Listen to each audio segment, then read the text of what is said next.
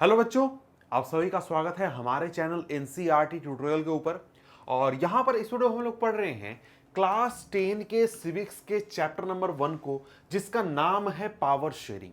यानी power sharing chapter को यहाँ पर हम लोग कंप्लीट पढ़ने वाले हैं, एनसीईआरटी बुक की मदद से पढ़ने वाले हैं, लाइन बाय लाइन एक्सप्लेनेशन के साथ पढ़ने वाले हैं।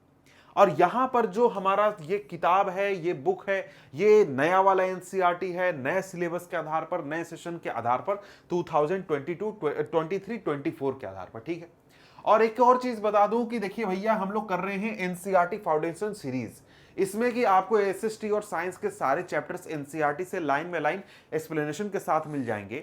तो आपको नीचे डिस्क्रिप्शन में प्लेलिस्ट का लिंक मिल जाएगा, वहां से सारे आपको चैप्टर्स मिल जाएंगे। तो वो चीज भी आप देख सकते हैं, सारे चैप्टर्स देख सकते हैं। और साथ में इस वीडियो को बनाने के बाद मैं एक वीडियो बनाऊंगा जिसमें कि इस पूरे चैप्टर को नोट्स के जरिए, पावर पॉइंट के जरिए आपको पूरा पढ़ाया जाएगा, एक्सप्लेन किया जाएगा। तो उस वीडियो को भी आप देख लें इस वीडियो को देखने के बाद। अब आइए हम शुरू करते हैं। यहां पर हमारा चैप्टर का नाम क्या है? चैप्टर का नाम है पावर शेयरिंग, जिसका नाम का हिंदी मतलब होता है सत्ता की साझेदारी। यानी सत्ता, पावर, यहां पर क्या हो रहा है? पावर के शेयरिंग की बात हो रही है। तो किस प्रकार के पावर की शेयरिंग की बात यहां पर हो रही है? तो यहां पर बात हो रही है सत्ता की। अब यह सत्ता क्या चीज होता है भाई? जो पॉलिटिकल पावर होता है ना, जो गवर्नमेंट के पास ताकत होती है, पॉलिटिकल पावर के शेयरिंग की बात हो रही है। यानी जो आम लोग हैं, अलग अलग ग्रुप्स हैं, सोशल ग्रुप्स हैं, अलग अलग प्रकार के लोग हैं, सभी लोगों के हाथ में सत्ता होनी चाहिए, सभी लोगों के हाथ में ताकत होनी चाहिए। ये हम कैसे कर सकते हैं, उसके लिए क्या क्या तरीके हैं, क्यों पावर शेयरिंग जरूरी है, सत्ता की साझेदारी क्यों जरूरी है, सभी लोगों को सरकार में, सत्ता में भागीदार बनाना क्यों जरूरी है, ये चीज हमें यहां पर इस चैप्टर में समझना है। तो यहां पर जब हम इस चैप्टर को शुरू करेंगे तो यहां पर हम लोग दो कहानियां पढ़ेंगे, दो देशों की कहानियां। एक बेल्जियम की कहानी पढ़ेंगे और एक श्रीलंका की कहानी पढ़ेंगे। दोनों देशों में हम समझेंगे कि किस प्रकार से समाज में अलग अलग वर्ग थे, अलग अलग ग्रुप थे। उन दोनों देशों ने किस प्रकार से अपने देश में सत्ता की साझेदारी की, अलग अलग ग्रुप को कैसे पावर दिया और उसका क्या परिणाम निकला, उसका क्या रिजल्ट निकला, ठीक है। अब वैसे देखिए, एक चीज मैं हमेशा कहता हूं कि देखिए, जब भी आप एक प्रकार से कोई चैप्टर शुरू करें तो उस चैप्टर का जो ओवरव्यू दिया जाता है उसको एक बार आप खुद से पढ़ लें। और एनसीईआरटी आप किताब जो है लाइन बाय लाइन खुद से पढ़ें तो वो बहुत ही अच्छा होगा, ठीक है। तो ओवरव्यू में आपको पता चल जाता है कि भाई यहां पर इस चैप्टर में पढ़ने क्या वाले हैं। तो यहां पर कहा जाता है कि कह रहा है कि इस चैप्टर के साथ हम लोग डेमोक्रेसी के टूर की शुरुआत कर रहे हैं, जो कि पिछले साल हमने पढ़ा था उसी को कंटिन्यू कर रहे हैं।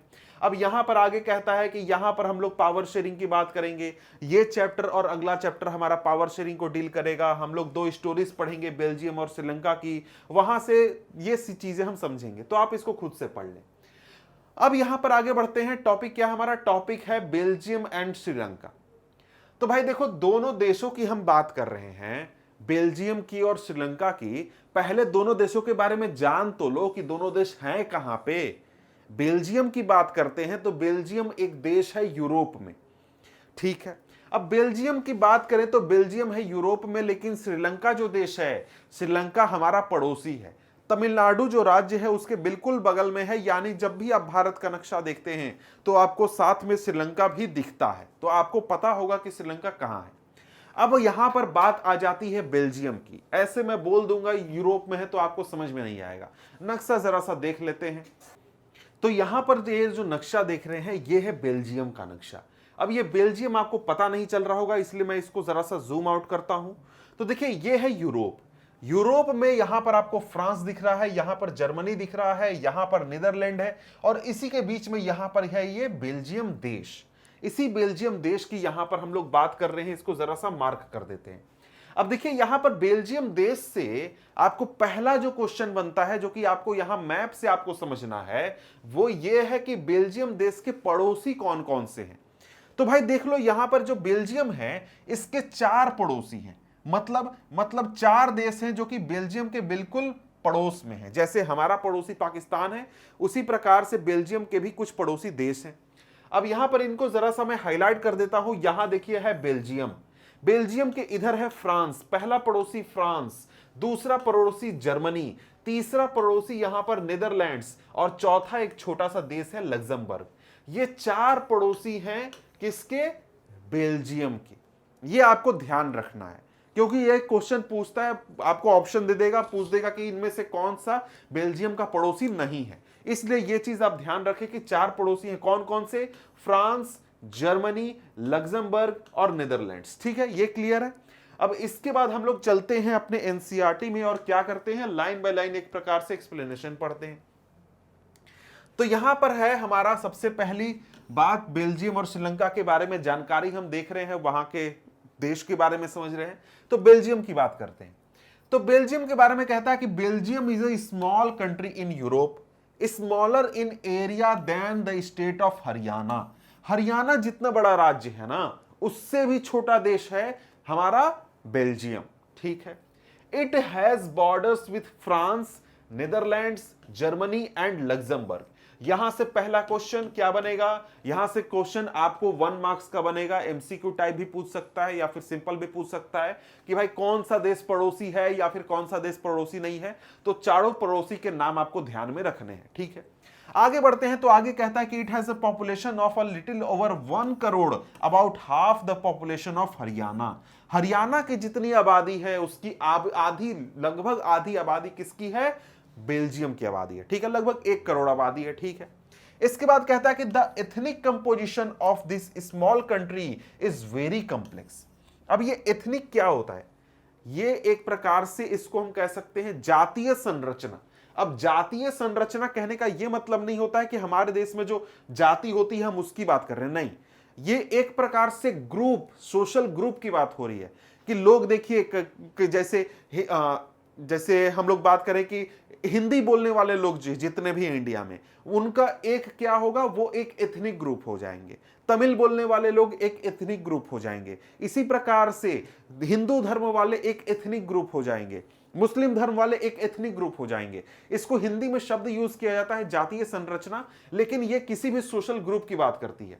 एथनिक मतलब a social division based on shared culture, people belonging to the same ethnic group believe in their common descent because of similarities of physical type और कल्चर और बोथ।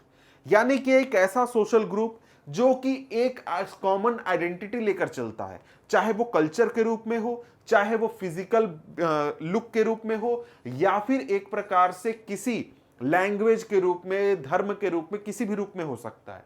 तो एथनिक कंपोजिशन क्या होता है ये आप समझ गए। एथनिक कंपोजिशन यहां का काफी कॉम्प्लेक्स है। क्या कॉम्प्लेक्स है भाई? यहां पर कहता है कि कंट्री का टोटल पॉपुलेशन में से 59% जो पॉपुलेशन है वो आपको फ्लेमिश रीजन में रहता है। कहां पर? फ्लेमिश रीजन में, और डच भाषा बोलता है। बाकी के 40% जो लोग हैं वो वेलोनिया रीजन में रहते हैं और फ्रेंच भाषा बोलते हैं। इसके बाद जो 1% लोग बच जाते हैं ये आपको जर्मन भाषा बोलते हैं। ठीक है, अब ये बात हो गई पूरे देश की, बेल्जियम की। लेकिन यहां पर एक और लफड़ा है। लफड़ा क्या है भाई? लफड़ा ये है कि यहां पर जो इस देश की राजधानी है ब्रसेल्स, बेल्जियम की राजधानी है ब्रसेल्स। ब्रसेल्स में ठीक उल्टा है। क्या उल्टा है भाई? देखो, पूरे देश में ज्यादा संख्या किसकी है? डच भाषा बोलने वाले लोगों की 59%, और फ्रेंच भाषा बोलने वाले लोगों की आबादी कितनी है? 40%। लेकिन अगर हम ब्रसेल्स की बात करें तो ब्रसेल्स में 80% लोग क्या बोलते हैं? फ्रेंच भाषा बोलते हैं, और 20% लोग क्या बोलते हैं? डच भाषा बोलते हैं। पूरे देश में आबादी किसकी ज्यादा है? डच भाषा बोलने वालों की। और ब्रसेल्स में आबादी किसकी ज्यादा है? फ्रेंच भाषा बोलने वालों की। अब यहां पर ये जो कंपोजिशन है ना, ये कंपोजिशन इंपॉर्टेंट है, क्वेश्चन के रूप में बनता है, क्वेश्चन के रूप में पूछा जाता है कि भाई ब्रसेल्स में किसकी आबादी ज्यादा है? तो फ्रेंच स्पीकिंग लोगों की आबादी ज्यादा है 80%।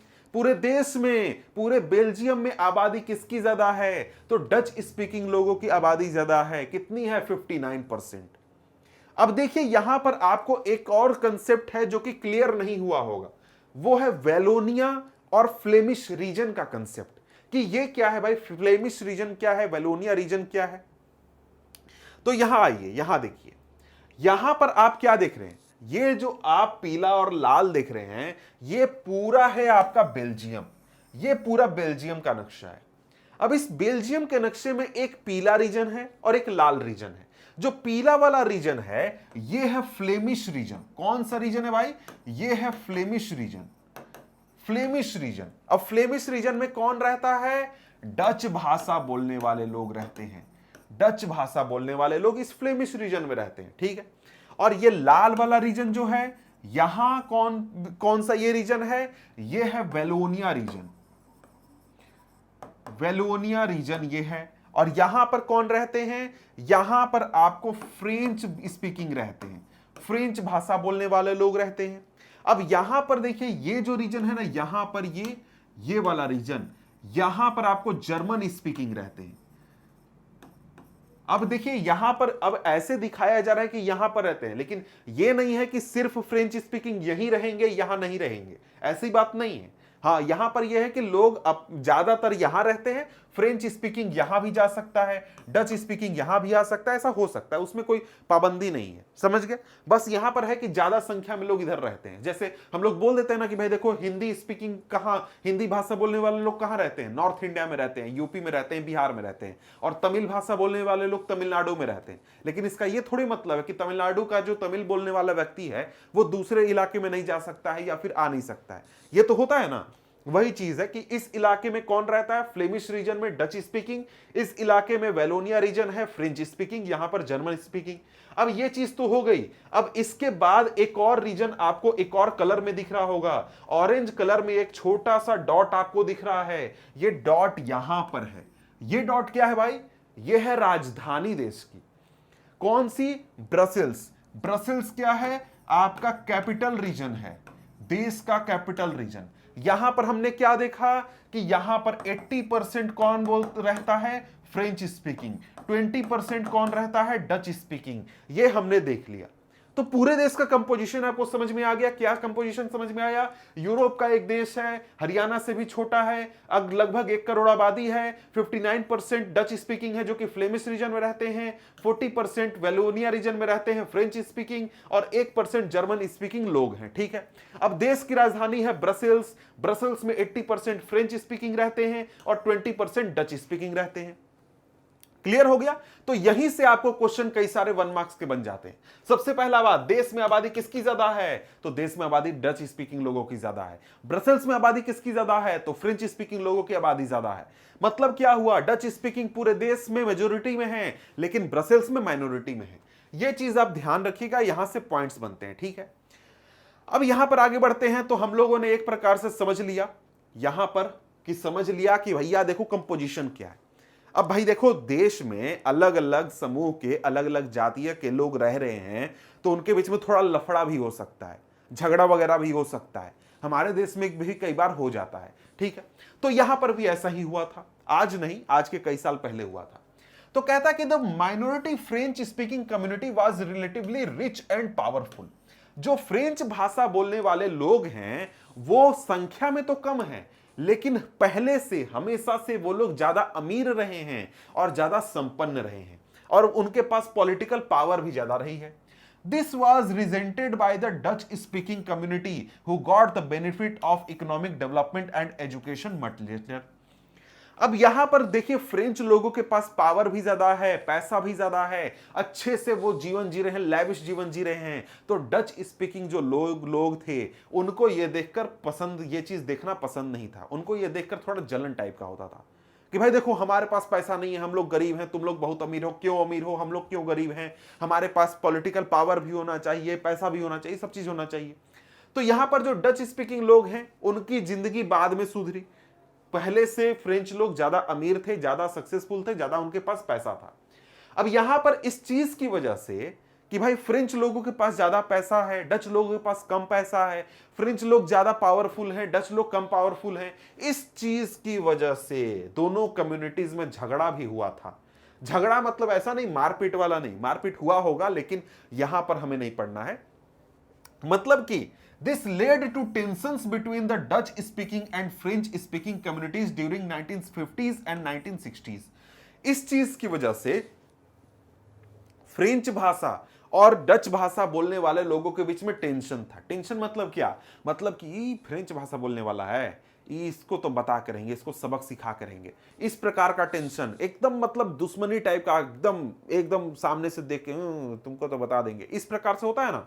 आपके स्कूल में भी या फिर आसपास के इलाके में भी आपने देखा होगा कि झगड़ा नहीं हो रहा है लेकिन एक दूसरे को पसंद नहीं कर रहे हैं, वैसा वाला माहौल था। ठीक है, the tension between the two communities was more acute in Brussels. Brussels में ये जो टेंशन था, झगड़ा था, ये और भी ज्यादा था। एकदम लोग एक दूसरे से एकदम नफरत करते थे, ऐसी स्थिति थी। Brussels presented a special problem. The Dutch speaking people constituted a majority in the country but a minority in the capital. बस ब्रसेल्स में प्रॉब्लम और भी अलग था। क्या अलग था भाई? पूरे देश में डच स्पीकिंग मेजोरिटी में थे लेकिन ब्रसेल्स में माइनॉरिटी में थे। फ्रेंच स्पीकिंग पूरे देश में माइनॉरिटी में थे लेकिन ब्रसेल्स में मेजोरिटी में थे। यह प्रॉब्लम था। अब यहां पर यह तो हमने समझ लिया बेल्जियम की कहानी, बेल्जियम में क्या हुआ था, कैसे हुआ था, ये सारी चीजें हम समझ गए। अब आइए जरा सा समझते हैं हम लोग किस चीज के बारे में, श्रीलंका के बारे में, कि श्रीलंका में कौन सी जातीय समूह रहते थे, कौन सा एथनिक ग्रुप रहता था, कैसा उसका कंपोजिशन था, ये सारी चीजें समझते हैं। तो कहता है कि let us compare this to a situation in another country. Sri Lanka is an island nation just a few kilometres off the southern coast of Tamil Nadu. ये तो आपको पता होगा कि तमिलनाडु से कुछ किलोमीटर दूर है। आप जब भी भारत का नक्शा देखते होंगे आपने श्रीलंका के नक्शा को देखा होगा साथ में। ठीक है, it has about 2 crore peoples, about the same as the Haryana. Haryana के बराबर आबादी है। Like other nations in the South Asia region, Sri Lanka has a diverse population. जैसे आप इंडिया में देखें, इंडिया में आपको कई प्रकार के ग्रुप रहते हैं, कई धर्म मानने वाले, कई भाषा बोलने वाले, कई जाति के लोग, तरह तरह के लोग रहते हैं। ऐसा ही कंपोजिशन आपको इस इलाके के सभी देशों में मिलेगा। जैसे पाकिस्तान में या फिर बांग्लादेश में, नेपाल में, हर जगह पर इसी प्रकार से अलग अलग जाति के, अलग अलग समूह के लोग रहते हैं। और ऐसा ही हाल श्रीलंका में भी है। श्रीलंका में भी कई ग्रुप के लोग रहते हैं। तो कहता है कि the major social groups are, मतलब श्रीलंका के अब मेजर सोशल ग्रुप्स की हम बात कर रहे हैं। तो यहां पर देखिए, यहां पर कहता है कि the major social groups are the Sinhala speakers 74% and the Tamil speakers 18%। अगर हम लोग बात करें तो श्रीलंका में सबसे बड़ा सोशल ग्रुप किसका है? सिंहला भाषा बोलने वाले लोगों का। उसके बाद कौन आते हैं? तमिल भाषा बोलने वाले लोग। सिंहला भाषा बोलने वाले लोगों की आबादी कितनी है? 74% है। तमिल भाषा बोलने वाले लोगों की आबादी कितनी है? 18% है। अब यहां पर एक और चीज है, कहता कि अमंग तमिल्स देयर आर 2 सब ग्रुप्स। जो तमिल भाषा बोलने वाले लोग हैं उनके भी 2 सब ग्रुप्स हैं। मतलब कि जो 18% है ना, इनमें से 2 प्रकार के लोग आते हैं। पहला है आपको Tamil natives of the country are called Sri Lankan Tamils, यानी वैसे तमिल भाषा बोलने वाले लोग जो कि श्रीलंका के ही मूल निवासी हैं, उनके बाप दादा परदादा सैकड़ों हजारों सालों से श्रीलंका में ही रह रहे हैं लेकिन वो तमिल भाषा बोलते हैं। तो वो लोग क्या हो गए? वो श्रीलंकन तमिल हो गए। समझ गए? और इसके बाद आता है दूसरा ग्रुप लोगों का। जो दूसरे ग्रुप हैं ये आपको द रेस्ट, मतलब बाकी के जो लोग हैं जो कि तमिल भाषा बोलते हैं, वो क्या हुए हैं? वो इंडिया से गए हैं। कब गए हैं? जब यहां पर अंग्रेजों का शासन था, कॉलोनियल पीरियड था, उस समय इंडिया से गए। तो ये जो लोग हो गए जो कि जिनके बाप दादा गए हैं इंडिया से, इनको कहा गया इंडियन तमिल। क्या कहा गया? इंडियन तमिल। तो यहां पर जो 18% पॉपुलेशन था, इसमें से 13% क्या हो गए? श्रीलंकन तमिल, और 5% क्या हो गए? ये आपको हो गए इंडियन तमिल। मतलब जिनके बाप दादा परदादा गए हैं इंडिया से, और 13% कौन? जिनके पूर्वज हजारों सालों से कहां रह रहे हैं? श्रीलंका में रह रहे हैं। तो 2 ग्रुप हमने देखे। पहला ग्रुप हो गया सिंहला भाषा बोलने वाले लोगों का 74%, तमिल भाषा बोलने वाले लोग दूसरे कितने? 18%। 18% में से 13% कौन है? जो कि श्रीलंका के मूल निवासी हैं, श्रीलंकन तमिल हैं। और 5% कौन है? ये है इंडियन तमिल, जिनके बाप दादा परदादा इंडिया से गए हुए हैं। ठीक है, अब यहां पर देखिए श्रीलंका का मैप आपको देखना है। अब यहां पर श्रीलंका का मैप अगर आप देखेंगे तो आपको पता चलेगा कि यहां पर जो सिंहला भाषा बोलने वाले लोग हैं उनका कंसंट्रेशन कहां है, और साथ में तमिल भाषा बोलने वाले लोग कहां रहते हैं। जो ये पूरा पीला इलाका देख रहे हैं ना, ये पूरा पीला इलाका है आपका सिंहला भाषा बोलने वाले लोगों का। अब यहां पर आपको रेड कलर में और साथ में मैरून कलर डार्क रेड में आपको दिख रहा होगा, यहां पर ये देखिए, ये जो रीजन है यहां पर कौन रहता है, यहां पर श्रीलंकन तमिल रहते हैं नॉर्दर्न रीजन में और साथ में ईस्टर्न रीजन में। और यहां जो ये डार्क रेड है, जो मरून कलर है, इसमें आप देख सकते हैं कि यहां पर इंडियन तमिल रहते हैं। कौन रहता है, इंडियन तमिल, ठीक है। तो दोनों सोशल ग्रुप यहां पर रहते हैं। इसके अलावा ऐसा नहीं है कि श्रीलंका में सिर्फ 2 ही सोशल ग्रुप हैं, इसके अलावा और भी लोग रहते हैं। कौन रहता है भाई, तो यहां पर आपको रहते हैं, यहां पर आपको मुस्लिम भी रहते हैं, क्रिश्चियंस भी रहते हैं, समझ गए। तो वो देखते हैं। तो कहता है कि as you can see from the map Sri-Lankan Tamils are concentrated in the north and east of the country. Most of the Sinhala speaking people are Buddhist, while most of the Tamils are Hindus और Muslims. अब यहां पर देखिए एक और चीज है कि जो यहां पर सिंहला भाषा बोलने वाले लोग हैं उनमें से ज्यादातर लोग क्या करते हैं, बौद्ध धर्म को फॉलो करते हैं। और यहीं पर जो तमिल भाषा बोलने वाले लोग हैं, श्रीलंकन तमिल हो या फिर इंडियन तमिल हो, ये लोग या तो हिंदू धर्म को फॉलो करते हैं या फिर इस्लाम को फॉलो करते हैं, ठीक है। अब यहां पर आगे क्या होता है, आगे एक और सोशल ग्रुप है, वो है क्रिश्चियंस का। क्रिश्चियंस की आबादी कितनी है, लगभग 7% आबादी है श्रीलंका में। और कुछ क्रिश्चियंस तमिल भाषा बोलते हैं और कुछ क्रिश्चियंस सिंहला भाषा बोलते हैं। और इन लोगों को भी आप मैप पर देख सकते हैं। मैप पर अगर आप देखें तो मैप पर अगर आप देखें तो ये जो डॉट्स आप देख रहे हैं, ये डॉट्स मुस्लिम्स का लोकेशन दिखा रहा है कि जो मुस्लिम्स हैं वो कहां रहते हैं श्रीलंका में, इनका पॉपुलेशन कहां पर है, इस प्रकार से। और साथ में यहां पर अगर हम लोग क्रिश्चियंस की बात करें तो क्रिश्चियंस, कुछ क्रिश्चियंस की इस येलो रीजन में इंक्लूडेड हैं और कुछ रेड वाले रीजन में इंक्लूडेड हैं, क्योंकि वो दोनों भाषा बोलते हैं, ठीक है। अब यहां पर देखिए, यहां पर आगे कहता है कि just imagine what could happen in situation like this in Belgium, the Dutch community could take advantage of its numeric majority and force its will on the French and German speaking people. यहां पर आपसे एक सवाल पूछ रहा है कि देखो भाई, तुमने देखा कि दोनों जगहों पर सोशल कंपोजिशन क्या है, एक कम्युनिटी ज्यादा पावरफुल है, ज्यादा संख्या में है, दूसरा कम्युनिटी कमजोर है, उसके पास संख्या कम है। तो यहां पर क्या हो सकता है, ऐसा भी तो हो सकता है कि जो डच भाषा बोलने वाले लोग हैं वो 60% हैं और वो पूरे देश पर कब्जा कर लें, सारा चीज अपने हिसाब से चलाने की कोशिश करें। इसी प्रकार से श्रीलंका में भी हो सकता है कि जो यहां पर जो सिंहला भाषा बोलने वाले लोग हैं वो पूरे देश पर कब्जा कर लें और पूरे देश को अपने हिसाब से चलाने की कोशिश करें, बाकी किसी भी सोशल ग्रुप को कोई भी राइट ना दे। ये हो सकता है ना, ये हो सकता है, ठीक है। This would push the conflict among communities further. इस चीज की वजह से क्या होगा, इस चीज की वजह से झगड़ा होगा कम्युनिटीज के बीच में। हमने ऊपर देखा था कि देखो भाई, जो फ्रेंच लोग हैं उनके पास इकोनॉमिक पावर है, पॉलिटिकल पावर है, और वो चीज डच लोगों को पसंद नहीं आया, उससे झगड़ा हुआ, टेंशन हुआ। और अगर ऐसा होता है कि डच लोग पूरा देश पर कंट्रोल कर लें तो झगड़ा और बढ़ सकता है, बढ़ जाएगा, होगा कि नहीं होगा। इसी प्रकार से श्रीलंका में भी ऐसा हो तो वहां से क्या होगा, झगड़ा और भी बढ़ जाएगा और उससे देश का बंटवारा हो सकता है। वेलोनिया रीजन, फ्लेमिश रीजन अलग अलग हो सकते हैं, देश में दंगे हो सकते हैं, बहुत सारी चीजें हो सकती हैं। आगे कहता है कि in Sri Lanka the Sinhala community enjoyed an even bigger majority and could impose its own will entire country. Sri Lanka में तो सिंहला भाषा बोलने वाले लोगों की आबादी और भी ज्यादा है और वो पूरे देश पर अपनी मर्जी थोप सकते हैं।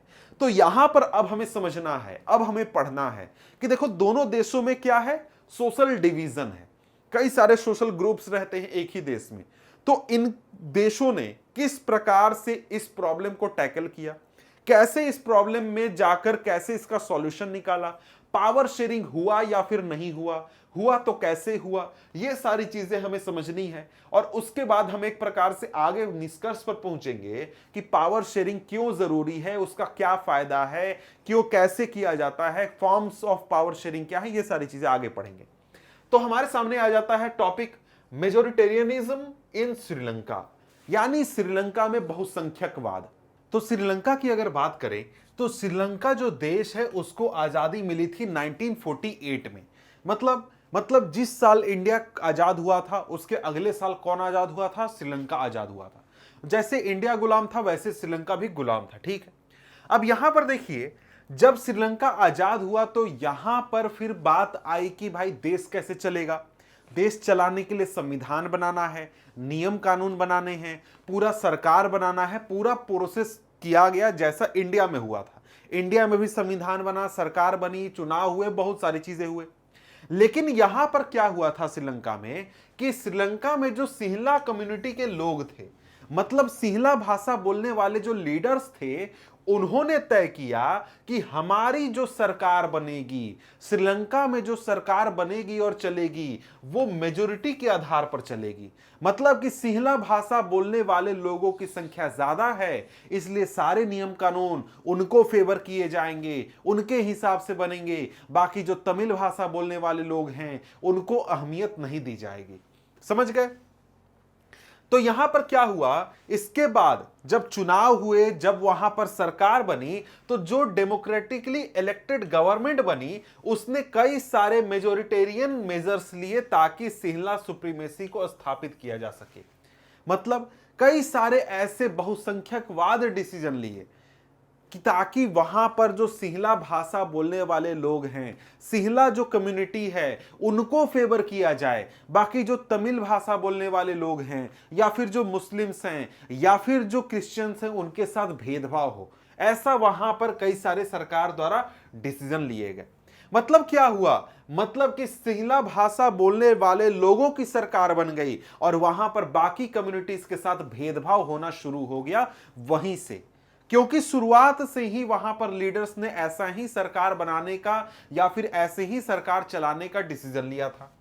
अब इस चीज में एक डिसीजन आता है जो कि है 1956 में एक कानून पास किया गया, एक एक्ट पास किया गया, जिसमें कि श्रीलंका के ऑफिशियल भाषा के रूप में सिर्फ और सिर्फ सिंहला भाषा को दर्जा दिया गया। मतलब कि जो श्रीलंका की सरकार होगी उसका ऑफिशियल लैंग्वेज क्या होगा? सिंहला भाषा होगा। जितनी भी यूनिवर्सिटी होगी वहां पर सिंहला भाषा में पढ़ाई की जाएगी। साथ में जो लोग सिंहले भाषा बोलने वाले लोग हैं उनको वैल्यू दिया जाएगा, उनको एडमिशन जल्दी मिलेगा, उनको नौकरी जल्दी मिलेगा, उनको सारी सुविधाएं मिलेंगी। लेकिन वहीं तमिल भाषा बोलने वाले लोगों के साथ भेदभाव होगा, तमिल भाषा के आधार पर नौकरी नहीं मिलेगी और बहुत तरीके के दूसरे भेदभाव भी दिए गए। तो यहां पर यही कहता है कि 10 डिसरिगार्डिंग तमिल, यहां पर क्या हुआ, सिंहला भाषा को ऑफिशियल लैंग्वेज बना दिया गया, तमिल भाषा को एक प्रकार से डिसरिगार्ड कर दिया गया, उसको छोड़ दिया गया, उसके साथ भेदभाव कर दिया गया। The governments followed preferential policies that favored Sinhala applicants for the university positions and government jobs। यहां पर जो सरकार बनी उसने कई सारे पॉलिसीज ऐसी बनाई, कई सारे कानून ऐसे फॉलो करने शुरू किए ताकि कोई अगर यूनिवर्सिटी में एडमिशन लेने आता है कोई बच्चा, तो वो अगर सिंहला भाषा बोलता है तो उसको एडमिशन मिल जाएगा, लेकिन अगर वो तमिल भाषा बोलता है तो उसको नहीं मिलेगा। मिलेगा भी तो बहुत मुश्किल से मिलेगा। इसी प्रकार से कोई गवर्नमेंट जॉब है, वहां पर अगर गवर्नमेंट जॉब उसको लेना है तो गवर्नमेंट जॉब में भी उसके साथ ऐसा ही भेदभाव होगा। सिंहला भाषा बोलेगा तो उसको जॉब जल्दी मिलेगा, सिंहला भाषा नहीं बोलेगा तो उसको जॉब मिलने में मुश्किल होगी। ठीक है, तो यहां पर इस टॉपिक से कई सारे क्वेश्चन बनते हैं। क्वेश्चन में सबसे पहला क्वेश्चन बनेगा कि सिंहला भाषा को राष्ट्रीय दर्जा देने वाला कानून कब पास किया गया था? तो 1956 में पास किया गया था। तो क्वेश्चन यहां पर 2017 में पूछा है कि how and when was Sinhala recognised as the official language of Sri Lanka, ये आप आंसर कर सकते हैं। इसके बाद अगर हम लोग देखें तो इसके बाद और भी कई सारे क्वेश्चन यहां पर पूछे गए। What is the state religion, अभी तक स्टेट रिलीजन पर पहुंचे नहीं है, लेकिन क्वेश्चन है what is the state religion of Sri Lanka, तो यहां पर होगा बुद्धिज्म। अभी तुरंत मैं आपको बताऊंगा। अब यहां पर देखिए, यहां पर आपको कई सारे क्वेश्चन इस टॉपिक से बनते हैं जो कि बारी बारी से मैं साथ में डिस्कस करूंगा। अब यहां पर आगे कहता है कि a new constitution stipulated that the state shall protect and foster Buddhism. यहां पर जो नया संविधान बना श्रीलंका में आजादी के बाद, उस संविधान में ऐसे प्रावधान डाले गए कि जो सरकार होगी श्रीलंका की, वो बुद्धिज्म को प्रमोट करेगी और उसकी सुरक्षा करेगी। सिंपली कहें तो भाई, श्रीलंका देश का जो राष्ट्र धर्म था वो बुद्धिज्म को डिक्लेयर कर दिया गया, और कोई अगर हिंदुइज्म फॉलो करता है, इस्लाम फॉलो करता है, तो उसको बराबर का मान्यता नहीं दिया जाएगा, बराबर का वैल्यू नहीं दिया जाएगा। तो यहीं से आपका क्वेश्चन बनता है कि what is the state religion of Sri Lanka, तो वो है आपका बुद्धिज्म। ठीक है, अब यहां पर देखिए, आपने समझ लिया कि क्या हुआ, एक कानून बनाया गया जिसके तहत जो भाषा है उसके आधार पर भेदभाव शुरू हो गया। फिर जो कॉन्स्टिट्यूशन बना उसमें धर्म के आधार पर भी भेदभाव होने लगा, दूसरे धर्म लोगों को उतना बराबर का दर्जा नहीं दिया गया सरकार में। अब कहता है कि all these government measures coming after one after the other gradually increased the feeling of alienation among the Sri Lankan Tamils. इस तरीके के जब कई सारे डिसीजन लिए गए सरकार के द्वारा, पूरी जो कॉन्स्टिट्यूशन थी, पूरा जो देश था, उसमें जो सिंहला भाषा बोलने वाले लोग थे उनको बराबर का दर्जा नहीं दिया जाने लगा, तो इनके मन में एक भेदभाव की भावना आने लगी। किसके मन में? जो तमिल थे, तमिल भाषा बोलने वाले लोग थे यहां पर, उनको लगा कि भाई अब हमारे साथ भेदभाव हो रहा है, अब हम अलग हैं, सरकार हमारे साथ, या फिर जो सिंहली भाषा बोलने वाले लोग हैं वो हमारे साथ भेदभाव कर रहे हैं। और इनको लगने लगा कि कोई भी जो पॉलिटिकल पार्टी है जो कि एक प्रकार से सिंहली भाषा बोलने वाले लोगों का पॉलिटिकल पार्टी है, वो हमारी बातों को नहीं सुन रही है, हमारी बातों पर ध्यान नहीं दे रही है और हमारी डिमांड्स को नहीं सुन रही है। और इसी बात को लेकर एक प्रकार से यहां पर जो तमिल लीडर्स थे या फिर तमिल लोग थे, उनको बहुत बुरा लगने लगा कि देखो जितनी भी पॉलिटिकल पार्टी है ना श्रीलंका में, वो सभी किसकी हैं? तो यहां पर सिंहली भाषा बोलने वाले जो बुद्धिस्ट लोग हैं उनकी हैं। और हम लोग कौन हैं? हम लोग तमिल भाषा बोलते हैं, हम लोग हिंदुइज्म इस्लाम को फॉलो करते हैं, और हम लोगों के साथ भेदभाव हो रहा है, और हमारे कल्चर का कोई ध्यान नहीं रख रहा है, हमारे लैंग्वेज को बराबर का दर्जा नहीं मिल रहा है, हमारे साथ तरह तरह से भेदभाव हो रहा है। They felt that the constitution and government policies denied them equal political right, discriminated against them in getting jobs and other opportunities and ignored their interest। तो इनको यहां पर यही लगने लगा कि जो सरकार है या फिर जो कॉन्स्टिट्यूशन है वो हमारे साथ तरह तरह से भेदभाव कर रही है, हमारे कल्चर को, हमारे लैंग्वेज को रिस्पेक्ट नहीं कर रही है, हमारे खिलाफ डिस्क्रिमिनेशन हो रहा है, हमें इक्वल पॉलिटिकल राइट नहीं दिया जा रहा है, और साथ में जॉब मिलने में या फिर दूसरे अपॉर्चुनिटीज में भी भेदभाव हो रहा है। अब यहां पर इस प्रकार की भावना किसके मन में आने लगी? तमिल भाषा बोलने वाले लोगों के मन में। और रियलिटी थी, ये तो रियलिटी थी, भावना आने की क्या बात है, ये तो रियलिटी थी कि भाई उनके साथ भेदभाव हो रहा था। तो इससे क्या हुआ? As a result the relation between the Sinhala and Tamil communities strained over time. जैसे जैसे समय बीता वैसे वैसे तमिल भाषा बोलने वाले लोग और सिंहली भाषा बोलने वाले लोगों के बीच में तनाव बढ़ता गया, दोनों के बीच में खटास बढ़ती गई, दोनों एक दूसरे के दुश्मन होने लगे, दोनों एक दूसरे को पसंद नहीं करने लगे, दोनों के मन में क्या थी? एक प्रकार से दुर्भावना थी एक दूसरे के लिए। तो यहां पर क्या हुआ? जब श्रीलंकन तमिल्स ने देख लिया कि भैया देखो हमारा कुछ नहीं होने वाला, ये लोग जो हैं अपनी पॉलिटिकल पार्टी बनाकर बैठे हुए हैं, अपने हिसाब से सरकार चलाना चाहते हैं, हमारे लैंग्वेज का बात ही नहीं करते हैं, हमारे कल्चर का बात नहीं करते हैं, तो हम लोग क्या करेंगे? हम लोग पॉलिटिकल पार्टी अपना बनाएंगे, पॉलिटिकल पार्टी बनाएंगे, आंदोलन करेंगे, ताकि तमिल को ऑफिशियल लैंग्वेज के रूप में दर्जा दिया जा सके, और साथ में हम लोगों को रीजनल ऑटोनॉमी मिल सके, और हमें सरकारी नौकरी में, एजुकेशन में हमें इक्वल अपॉर्चुनिटी मिल सके। तो इन्होंने क्या किया? श्रीलंकन तमिल्स ने पॉलिटिकल पार्टी बनाना शुरू किया, साथ में आंदोलन करना शुरू किया। किस लिए? ताकि इनको इक्वालिटी मिल सके, ताकि इक्वल अपॉर्चुनिटी मिल सके, रीजनल ऑटोनॉमी मिल सके। अब ये रीजनल ऑटोनॉमी का क्या मतलब है? क्या ये लोग चाहते थे? ये लोग चाहते थे कि जिस प्रकार से इंडिया में, भाई देखो इंडिया एक देश है और इंडिया में कई सारे राज्य हैं, हर राज्य के पास आजादी है कि वो अपने लैंग्वेज में अपना काम कर सकती है। मतलब तमिलनाडु में तमिल चलता है, केरल में आपको मलयालम चलता है, कर्नाटक में कन्नड़ चलता है, ठीक है। उसी प्रकार से ये लोग चाहते थे कि यहां पर जो तमिल भाषा बोलने वाले इलाके हैं, जैसे कि ये वाला इलाका है, इसको देश के अंदर ही एक राज्य घोषित कर दिया जाए और ये लोग अपना जो लोकल काम है अपने भाषा में करेंगे, किसी को क्या दिक्कत है। ये लोग चाहते थे रीजनल ऑटोनॉमी, रीजनल ऑटोनॉमी ये लोग चाहते थे अपने इलाके के लिए, ठीक है। और साथ में इक्वल अपॉर्चुनिटी चाहते थे, इक्वालिटी चाहते थे, ये सारी चीजें चाहते थे। अब यहां पर आगे कहता है कि but their demand for more autonomy to provinces populated by Tamil was repeatedly denied. लेकिन ये जो इन्होंने डिमांड इस प्रकार के किए, इसको बार बार डिनाई कर दिया। By 1980s several political organizations were formed demanding an independent Tamil Elam in northern and eastern part of Sri Lanka। जब इनकी डिमांड को नहीं सुना गया, इनके देश के अंदर राज्य बनाने की डिमांड को नहीं सुना गया और यहां पर एक प्रकार से इन लोगों को बहुत एक प्रकार से सरकार ने दबाने की भी कोशिश की, तब ये लोग बोले कि नहीं, अब ऐसे काम नहीं चलेगा। अब क्या करना है, अब हमको अपना देश चाहिए, अब हमको अलग देश ही चाहिए, अब हमको तुम्हारे साथ रहना ही नहीं है, हमको अलग देश दे दो, हम अलग देश होकर अलग चले जाएंगे, ठीक है। ऐसा इन्होंने डिमांड करना शुरू कर दिया।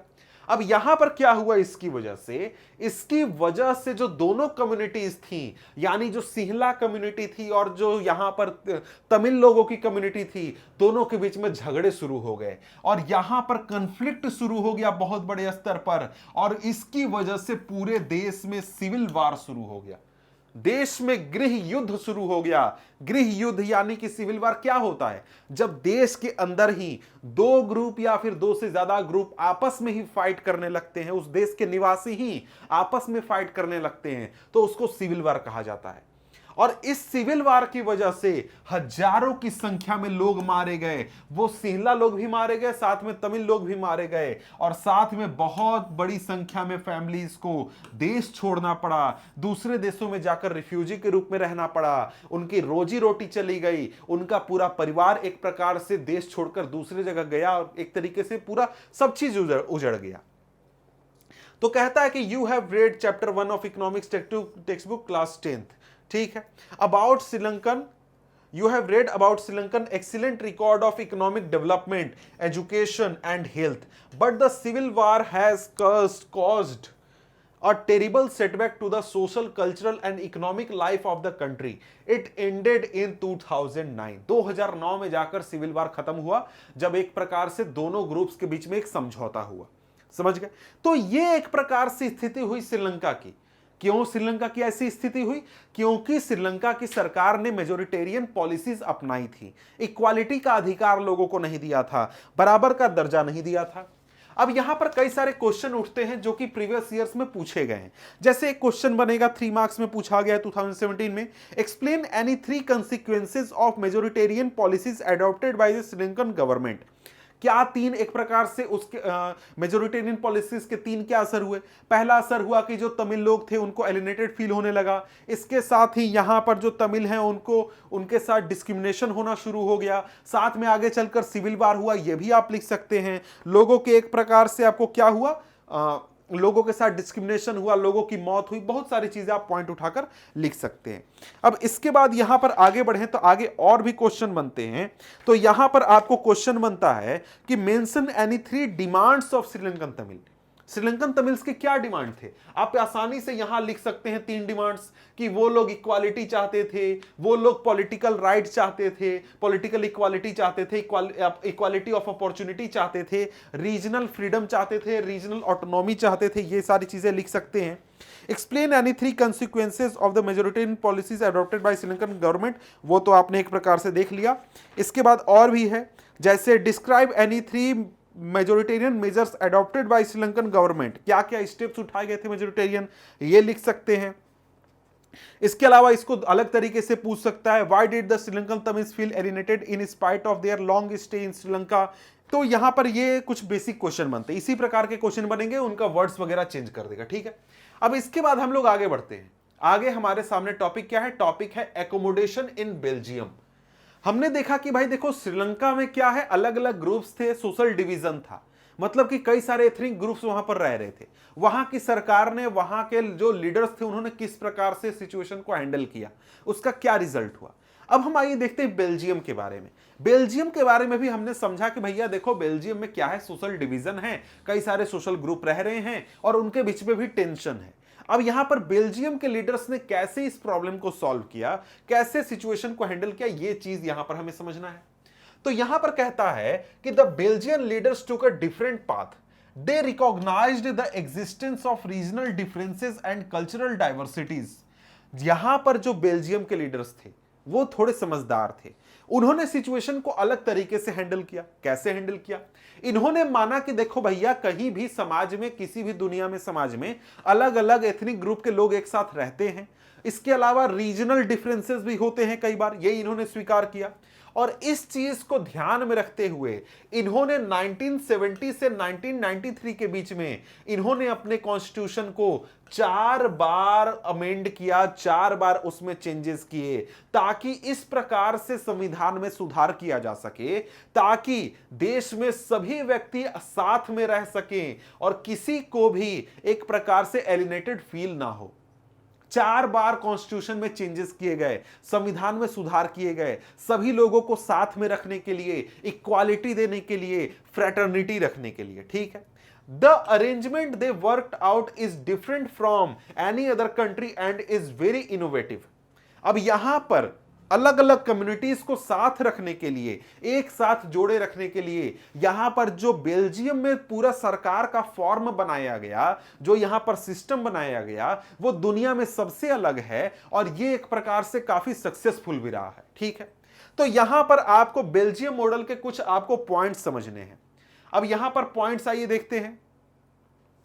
अब यहां पर कॉन्स्टिट्यूशन में क्या पॉइंट्स है, मतलब कि पूरा जो बेल्जियम सिस्टम है गवर्नमेंट का, वहां पर इक्वालिटी कैसे रखी गई, कैसे वहां पर इस प्रॉब्लम को, एथनिक कंपोजिशन के प्रॉब्लम को सॉल्व किया गया, ये देखिए। तो पहला यहां पर पॉइंट कहता है कि constitution prescribes that the number of Dutch and French speaking ministers shall be equal in the central government. यानी बेल्जियम देश के लिए जो सरकार होगी ना, उसमें आपको जो सरकार होगी, उसमें जो मंत्रियों की संख्या होगी वो बराबर होगी। किस किस बराबर होगी? वो डच और फ्रेंच स्पीकिंग मिनिस्टर्स की संख्या बराबर होगी। मान लीजिए कि अगर 30 मंत्री पूरे सेंट्रल गवर्नमेंट में है बेल्जियम के, तो 15 मंत्री क्या होंगे? फ्रेंच होंगे, और 15 मंत्री क्या होंगे? डच होंगे। इस प्रकार की व्यवस्था यहां पर की गई। Some special laws required the support of majority of members from each linguistic group। यहां पर यह भी व्यवस्था किया गया कि अगर आप कुछ स्पेशल कानून पास कर रहे हैं, जैसे कि लैंग्वेज से जुड़ा हुआ कानून पास कर रहे हैं, रिलीजन से जुड़ा हुआ कानून पास कर रहे हैं, या फिर आपको वेलोनिया या फिर फ्लेमिश रीजन से जुड़ा हुआ कुछ कानून पास कर रहे हैं, तो इसमें दोनों लिंग्विस्टिक ग्रुप के जो लीडर्स हैं उनकी सहमति होगी, तभी आप कर सकते हैं। No single community can make decision unilaterally. यह भी कॉन्स्टिट्यूशन में प्रावधान है कि कोई भी एक सोशल ग्रुप या फिर उसके लीडर्स अपनी मर्जी से संविधान में चेंज नहीं कर सकते हैं, कोई बड़ा डिसीजन खुद से नहीं ले सकते हैं। अब यहां पर आगे है कि many powers of the central government have been given to state governments for the 2 regions of the country. मतलब यहां पर जैसे हमारे देश में राज्य सरकार होती है, उसी प्रकार से बेल्जियम में भी राज्य सरकार बनाई गई। जो फ्लेमिश रीजन है, वेलोनिया रीजन है, वहां पर भी राज्य सरकारें हैं, जैसे भारत में राज्य सरकार होती है। और यहां पर जैसे सेंट्रल गवर्नमेंट के कुछ पावर्स राज्य सरकारों के पास होती है, वैसा ही बेल्जियम में किया गया, कुछ पावर्स राज्य सरकारों को दी गई। उदाहरण के लिए देश में, अगर हम अपने देश में बात करें, तो हमारे देश में पुलिस को कौन कंट्रोल करता है? क्या वो स्टेट गवर्नमेंट कंट्रोल करती है या फिर सेंट्रल गवर्नमेंट? पुलिस को स्टेट गवर्नमेंट कंट्रोल करती है, सेंट्रल गवर्नमेंट पुलिस को ऑर्डर नहीं दे सकती है। तो ये क्या है? एक प्रकार का पावर शेयरिंग है। ऐसा ही पावर शेयरिंग कहां किया गया? बेल्जियम में। कुछ ऐसे टॉपिक्स रखे गए जिस पर कि स्टेट गवर्नमेंट यानी कि वेलोनिया की सरकार या फिर फ्लेमिश की सरकार जो है वो डिसीजन लेगी, सेंट्रल गवर्नमेंट उसमें ऑर्डर नहीं दे सकती है। The state government are not subordinate to the central government. यानी जो वेलोनिया में सरकार बैठेगी, फ्लेमिश रीजन में सरकार बैठेगी, वो जो सरकार होगी सेंट्रल गवर्नमेंट से ऑर्डर नहीं लेगी। जो बेल्जियम की सरकार है वो इन सरकारों को ऑर्डर नहीं दे सकती है। ठीक है, अब इसके बाद यहां पर ब्रसेल्स में भी एक अलग से सरकार बनाई गई। अब इस चीज को पढ़ाने से पहले एक चीज मैं थोड़ा सा यहां पर शॉर्ट में बता दूं तो आपको समझने में, चीजें समझने में ज्यादा आसानी होगी। अब यहां पर आप देख रहे हैं बेल्जियम का नक्शा। बेल्जियम में अगर मैं बात करूं ना तो कुल मिलाकर 4 प्रकार की सरकारें बेल्जियम में काम कर रही हैं, आज भी काम करती हैं। पहला सरकार है जो कि सेंट्रल गवर्नमेंट है, बेल्जियम की सेंट्रल गवर्नमेंट, जो कि पूरे देश को देखती है। तो इसका काम क्या है? इसका काम देखना है देश की सिक्योरिटी देखना, देश की इकोनॉमी संभालना, देश में और भी चीजें संभालना, जो कि अलग अलग मुद्दे होते हैं, हर देश में अलग अलग होता है। ठीक है, इसके बाद आपको रीजनल गवर्नमेंट, जिसको कि हमारे देश में स्टेट गवर्नमेंट भी कहते हैं, जैसे ये फ्लेमिश रीजन है या फिर ये जो वेलोनिया रीजन है, यहां पर दोनों जगहों पर अलग अलग सरकार बैठेगी।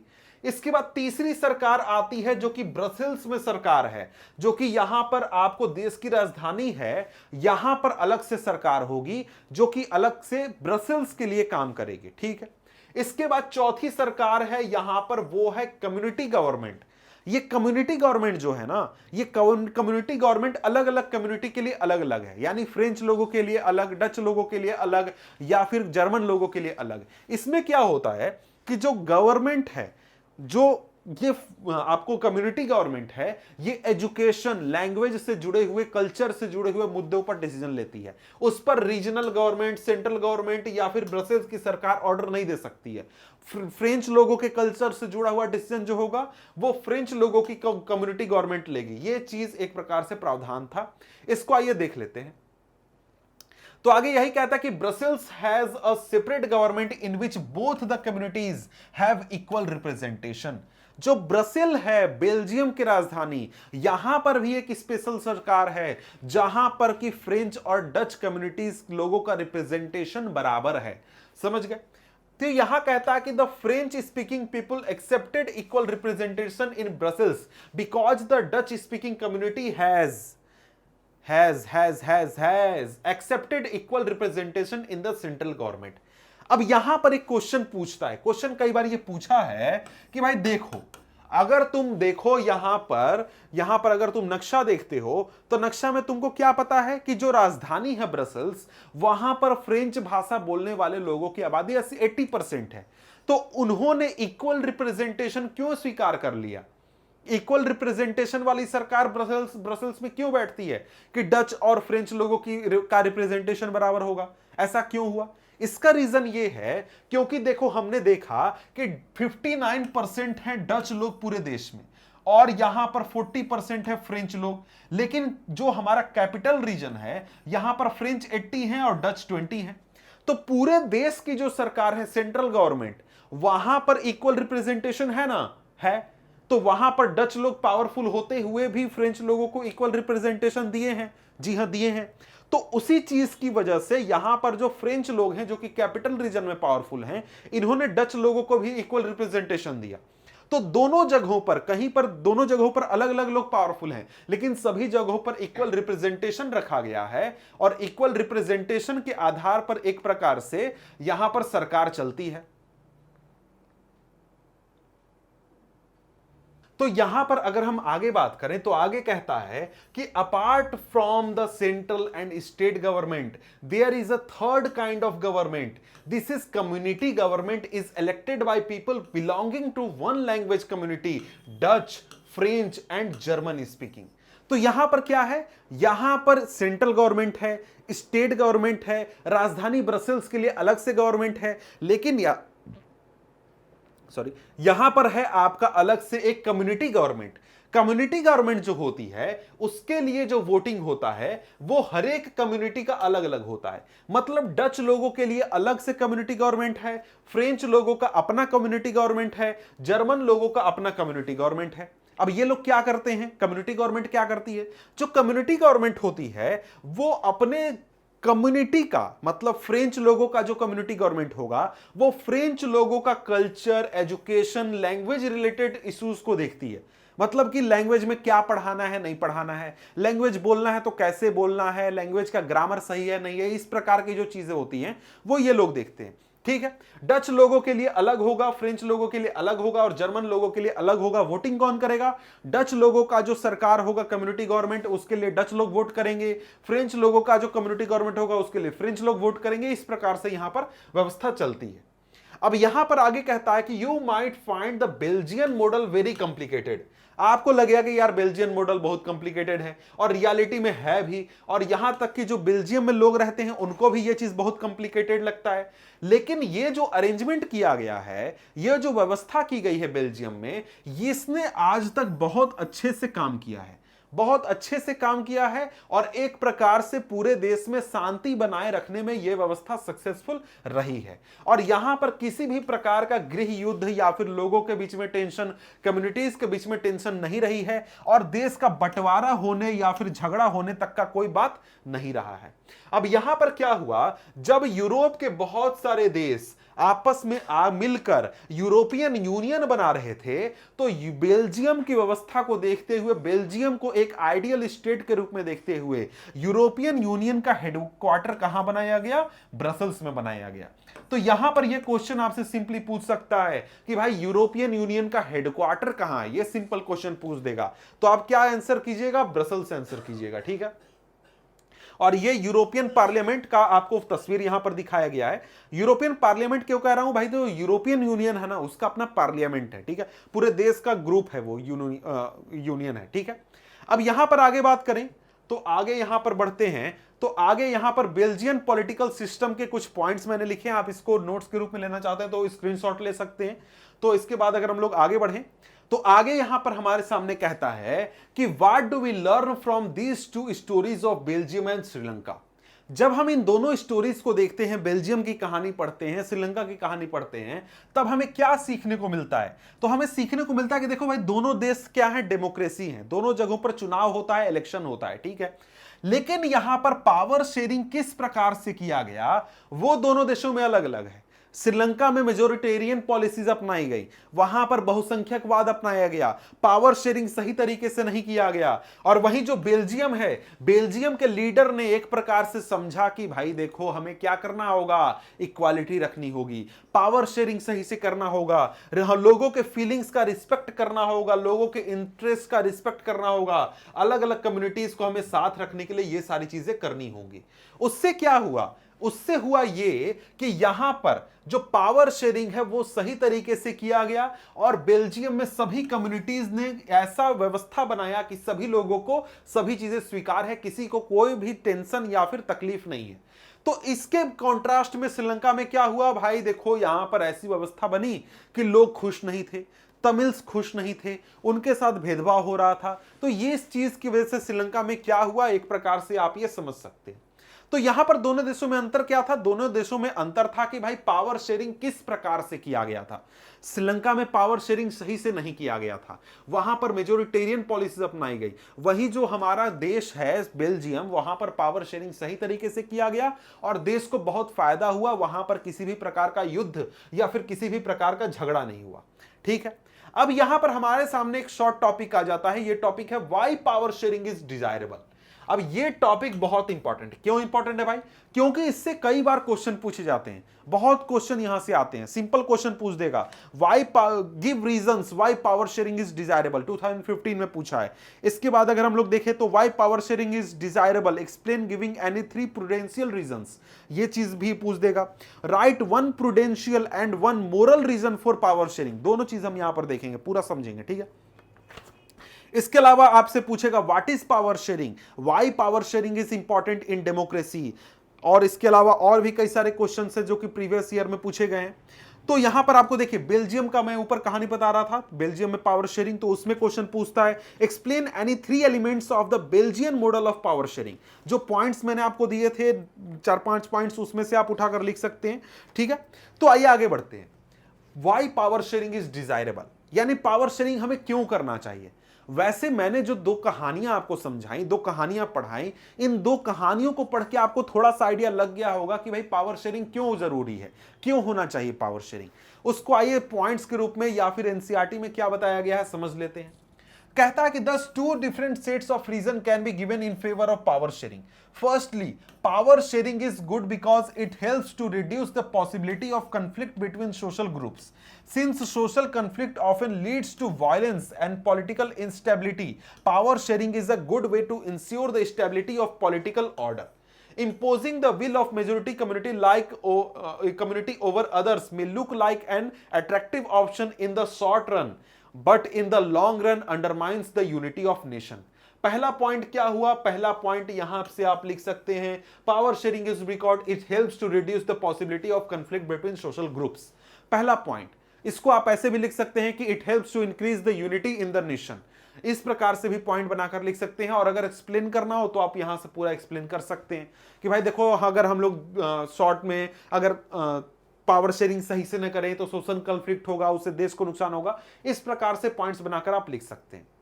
इसके बाद यहां पर आगे क्या कहता है, आगे इसी में इंक्लूडेड है, आगे यहां पर कहता है tyranny of the majority is not just oppressive for the minority, it often brings ruin to the majority as well. यहां पर यह है कि जब मेजोरिटी कम्युनिटी एक प्रकार से माइनॉरिटी को सताती है या फिर उसके साथ भेदभाव करती है, तो उससे सिर्फ माइनॉरिटी कम्युनिटी को नुकसान नहीं होता है बल्कि मेजोरिटी को भी होता है। जैसे श्रीलंका की बात करें, श्रीलंका जो देश है वहां पर सिंहला भाषा बोलने वाले लोगों ने या फिर उस कम्युनिटी ने तमिल कम्युनिटीज के साथ एक प्रकार का भेदभाव किया, तो क्या उसका नुकसान सिर्फ और सिर्फ तमिल कम्युनिटी को हुआ? जी नहीं, सिंहला भाषा को लोगों को भी हुआ, सिंहला कम्युनिटी को भी हुआ। यानी जब गृह युद्ध हुआ तो दोनों को नुकसान हुआ, दोनों को झगड़ा में एक प्रकार से देश का बहुत नुकसान हुआ। यही चीज यहां पर कहता है। अब यहां पर दूसरा पॉइंट कहता है, second point, deeper reason why power sharing is good for democracy. Power sharing is the very spirit of democracy. जब डेमोक्रेसी की आप बात करते हैं, डेमोक्रेसी का मतलब ही क्या होता है कि आप लोगों के हाथ में पावर दे रहे हैं, को हर व्यक्ति के से आप पूछ रहे हैं कि क्या होना चाहिए क्या नहीं होना चाहिए। तो जो डेमोक्रेसी है उसका मतलब ही होता है पावर शेयरिंग। और अगर आप पावर शेयरिंग सही से नहीं कर रहे हैं तो फिर डेमोक्रेसी का फायदा क्या है, डेमोक्रेसी का मतलब क्या है। और ये जो स्टेटमेंट है ना, ये स्टेटमेंट बहुत इंपॉर्टेंट है क्योंकि ये क्वेश्चन कई बार पूछ चुका है। Power sharing is the very spirit of democracy, examine the statement, इस प्रकार से पूछेगा और आपको इसको एक्सप्लेन करना होगा। ठीक है, तो आगे देखते हैं यहां पर क्या कहता है। कहता है कि a democratic rule involves sharing power with those affected by its exercise and who have to live with its effect. Power sharing का मतलब, सॉरी, डेमोक्रेटिक रूल का मतलब क्या होता है? डेमोक्रेटिक रूल या फिर डेमोक्रेसी का मतलब ही होता है कि भाई आप ऐसे लोगों से कंसल्टेशन रखें, ऐसे लोगों से परमिशन ले या फिर उनसे पूछें जिन लोगों को आपके डिसीजन से प्रभावित होना है। समझ गए?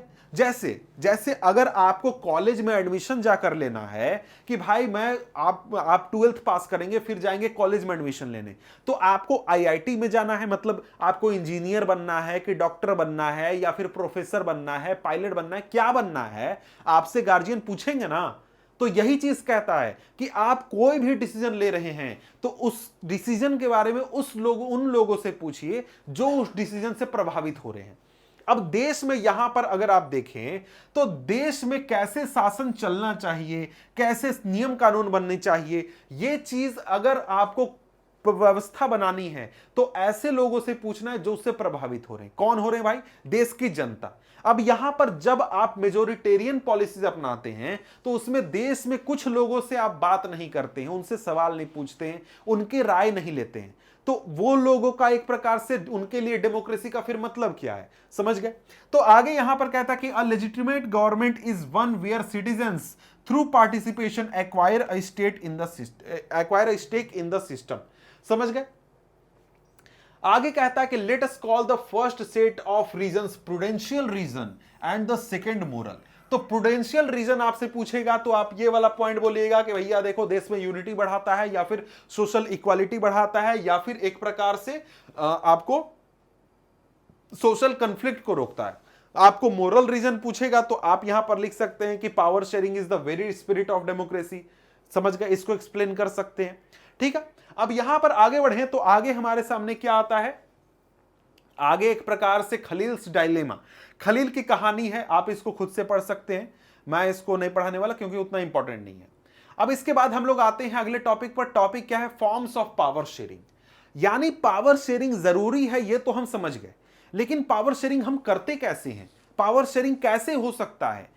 तो देखिए, पावर शेयरिंग का एक तरीका तो हमने देखा कि भाई देखो, देश में जितने भी लोग हैं, चाहे वो किसी कम्युनिटी के हों, कितना भी एजुकेटेड हों, कोई भी हो, आप सबको इन्वॉल्व करेंगे डिसीजन मेकिंग में। मतलब वोटिंग का अधिकार देंगे, इक्वल राइट देंगे, इक्वल अपॉर्चुनिटी देंगे, ये चीज तो आप समझ गए।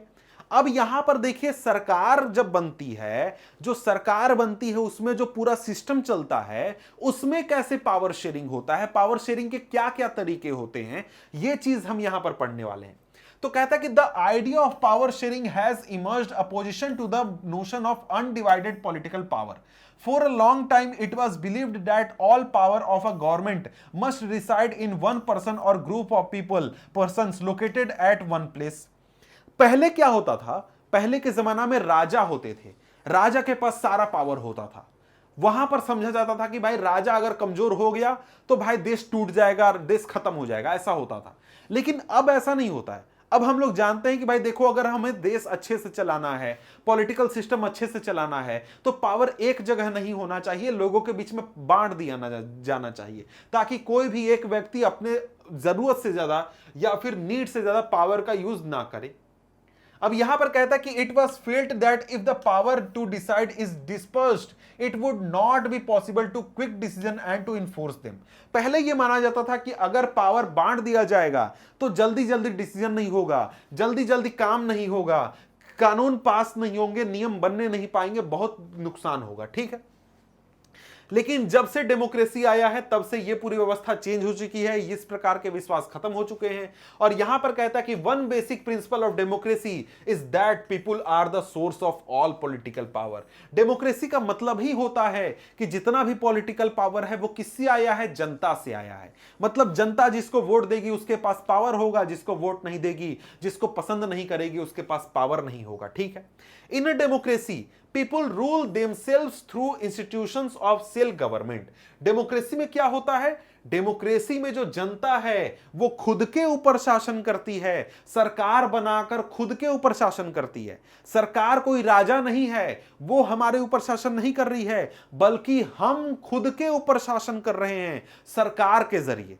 हमने सरकार बनाया क्यों, ताकि वो हमारा काम करे, हमारा रोड बनाने का काम करे, हमारा सेना संभालने का काम करे, हमारा सरकार संभालने का काम करे, लोगों को वेतन दे, पूरी व्यवस्था चलाए, जो कि हमारी सरकार है, हमारे द्वारा बनाई गई है और हमारे लिए चल रही है। समझ गए। In a good democratic government due respect is given to diverse groups and views that exist in a society. अच्छी डेमोक्रेसी में सभी प्रकार के कम्युनिटीज और सभी प्रकार के आइडियाज और व्यू को इक्वल रिस्पेक्ट दिया जाता है। Everyone has a voice in the shaping of public policies. हर किसी से बात की जाती है, डिस्कशन किया जाता है, कोई भी व्यक्ति खुलकर अपनी बात रख सकता है और अगर वो सही है तो उसकी बात को स्वीकार भी किया जाता है। Therefore it follows that in a democracy political power should be distributed among as many citizens as possible। तो इसीलिए, क्योंकि भाई डेमोक्रेसी का मतलब ही होता है पावर शेयरिंग, इसलिए डेमोक्रेसी में जितने ज्यादा लोगों के पास पावर होना उतना अच्छा है। जितना ज्यादा हम पावर को डिस्ट्रीब्यूट कर सकते हैं उतना अच्छा है, उतना अच्छे से हमारा डेमोक्रेसी फंक्शन करेगा। तो यहां पर कहता है कि in modern democracies power sharing arrangements can take many forms. Let us look at some of the most common arrangements that we have or will come across.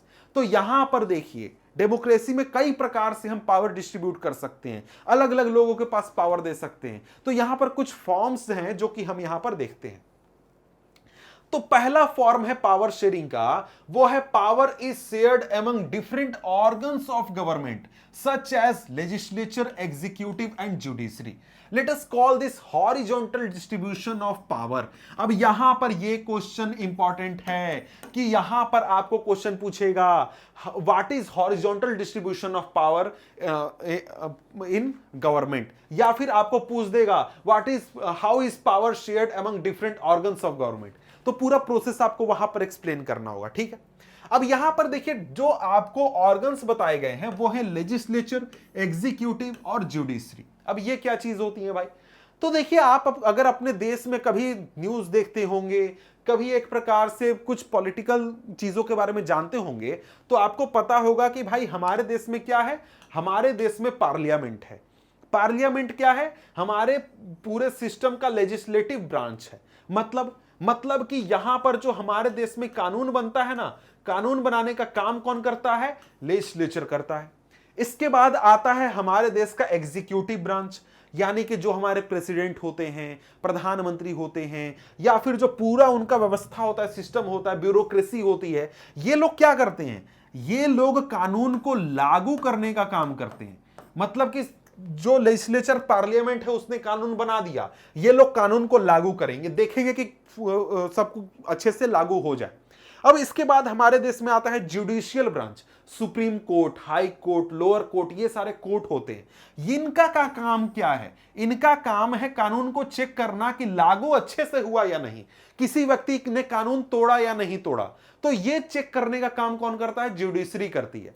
तो यहां पर पूरा जो कॉन्स्टिट्यूशन का पावर है इसको 3 हिस्सों में बांट दिया गया, लेजिस्लेचर, एग्जीक्यूटिव और जुडिशरी। लेजिस्लेचर कानून बनाएगा, बस कानून बनाएगा, कानून फॉलो हो रहा है या नहीं हो रहा है उसको मतलब नहीं है। एग्जीक्यूटिव जो है वो कानून फॉलो करेगा, जो भी पार्लियामेंट कानून बना दे उसको ये लोग फॉलो करेंगे, उसको लागू करेंगे। और फिर जुडिशरी जो है वो चेक करेगी कि कानून अच्छे से लागू हुआ या नहीं हुआ, किसी ने कानून तोड़ा या नहीं तोड़ा। जैसे अगर मैं आज यहां पर चोरी करता हूं तो मुझे कौन सजा देगा? मुझे जुडिशरी सजा देगी। क्यों? क्योंकि मैंने एक कानून तोड़ा। कानून तोड़ा मतलब क्या? जुडिशरी का काम है चेक करना कि भैया मैंने कानून तोड़ा है या नहीं तोड़ा है। कुछ केस चलेगा, उसमें गवाह होंगे, उसमें पूरा डिबेट होगा, फिर तय होगा कि हाँ भैया मैंने कानून तोड़ा, सजा दो। ठीक है। कानून बनाएगा कौन? ये बनाएंगे। फॉलो कौन करेगा? ये करेंगे। चेक कौन करेगा कि लागू हुआ या नहीं? ये करेंगे।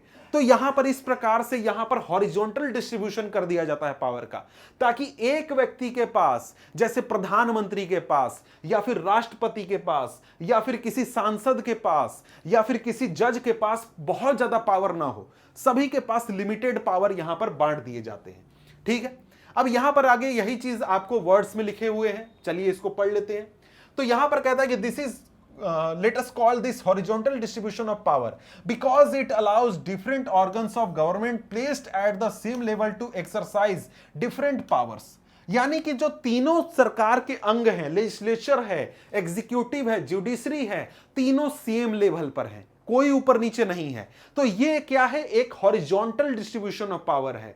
सच a separation ensures that none of the organ can exercise unlimited power. इस तरीके की व्यवस्था बनाने से फायदा ये होता है कि सरकार का कोई भी अंग, चाहे वो प्रधानमंत्री वाला अंग हो, सरकार वाला अंग हो, ब्यूरोक्रेसी हो, या फिर पार्लियामेंट हो, या फिर जुडिशरी हो, कोई भी अंग जो है अनलिमिटेड पावर के साथ नहीं होता है। अगर कोई एक ज्यादा पावर एक्सरसाइज करता है, दूसरा वाला उसको एक प्रकार से रोक देता है। ठीक है। Each organ checks the other. This result in a balance of power among various institution। हर एक अंग, तीनों में से हर एक अंग एक दूसरे के पावर को चेक करते रहता है। सरकार ने कभी कोई गलत डिसीजन ले लिया, कोर्ट उसको रोक देगा। पार्लियामेंट ने गलत ले दिया, कोर्ट रोक देगा। जज ने कोई गलत डिसीजन ले लिया, पार्लियामेंट उसको रोक सकता है। इस प्रकार से यहां पर चेक्स एंड बैलेंसेस करके ये पूरा सिस्टम चलता है। तो यहां पर आगे क्या कहता है? आगे कहता है कि last year we studied that in a democracy even though ministers and government officials exercise power, they are responsible to the parliament or state assemblies. तो जो मिनिस्टर्स होते हैं, जो यहां पर सरकार होती है, वो पावर उनके पास होता है, वो लोग ऑर्डर दे सकते हैं, लेकिन उनको जाकर पार्लियामेंट में या फिर असेंबली में जवाब देना होता है। वो असेंबली के हिसाब से काम करते हैं, अपनी मर्जी से काम नहीं कर सकते हैं। सिमिलरली ऑल्दो जजेस are appointed by the executive, they can check the functioning of executive or laws made by the legislature. These arrangements is called a system of checks and balances। ये भी इंपॉर्टेंट क्वेश्चन है, what is the system of checks and balances. ये भी आपको question पूछता है, previous year में पूछा गया है। Why is horizontal distribution of power often referred to as system of checks and balances? Explain. इस प्रकार से क्वेश्चन पूछा गया है यहां से।